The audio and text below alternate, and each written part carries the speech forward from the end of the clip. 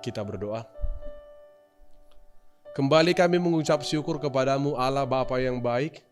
Sungguh luar biasa ya Tuhan penyertaan-Mu yang kami rasakan sampai saat ini. Engkau izinkan kami dapat tiba di hari yang baru ini dalam keadaan baik dan sehat.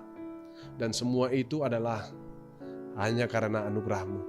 Tuhan, kami akan mengawali aktivitas kami pada satu hari ini. Biarlah Tuhan, langkah ibadah kami yang kami akan lakukan ini menjadi penopang dan penolong dan pedoman bagi kami yang menuntun kami lebih mendekat dan percaya kepada Engkau agar diberkati setiap apapun yang kami lakukan dalam satu hari penuh ini. Inilah doa kami ya Tuhan. Dengarkanlah dan sertailah kami hanya di dalam nama Yesus Kristus Tuhan kami berdoa. Amin. Shalom Bapak Ibu Saudara yang terkasih, salam sejahtera buat kita semua. Firman Tuhan yang akan menyapa kita pada hari ini diambil dari kitab Galatia pasal yang kedua ayat yang ke-20. Saya akan baca dan beginilah firman Tuhan. Namun aku hidup, tetapi bukan lagi aku sendiri yang hidup, melainkan Kristus yang hidup di dalam aku. Dan hidupku yang kuhidupi sekarang di dalam daging adalah hidup oleh iman dalam Anak Allah yang telah mengasihi aku dan menyerahkan dirinya untuk aku. Demikian firman Tuhan. Bapak Ibu Saudara yang terkasih di dalam nama Tuhan kita Yesus Kristus, hidup ini hanyalah titipan.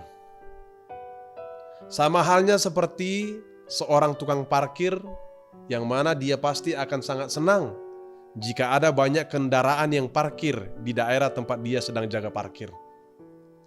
Walaupun dia menjaga banyak motor, mobil, atau kendaraan lainnya, dia tidak akan pernah merasa sedikit pun keberatan jika kapanpun sang pemilik kendaraan itu akan mengambil kembali kendaraannya dari daerah parkirnya. Hal ini tentu saja karena kendaraan-kendaraan itu hanyalah titipan saja. Ini dapat juga kita kaitkan menjadi gambaran akan kepemilikan tubuh yang saat ini kita miliki dan hidupi. Dalam nats ini dijelaskan bahwa Allah melalui pengorbanan anaknya telah menebus kita melalui kematiannya di kayu salib.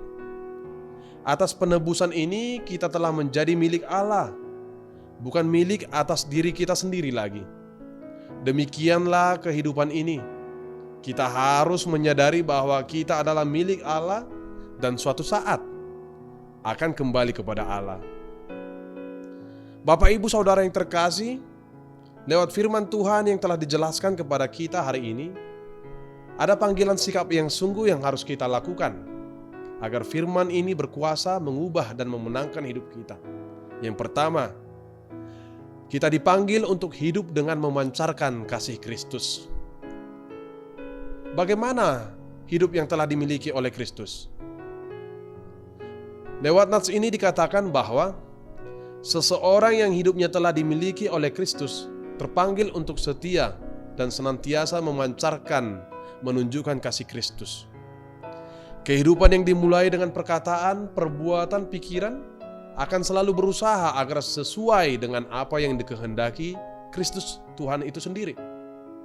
Itu adalah kehendak yang paling utama dalam perintah Allah kepada kita sebagai milik Allah.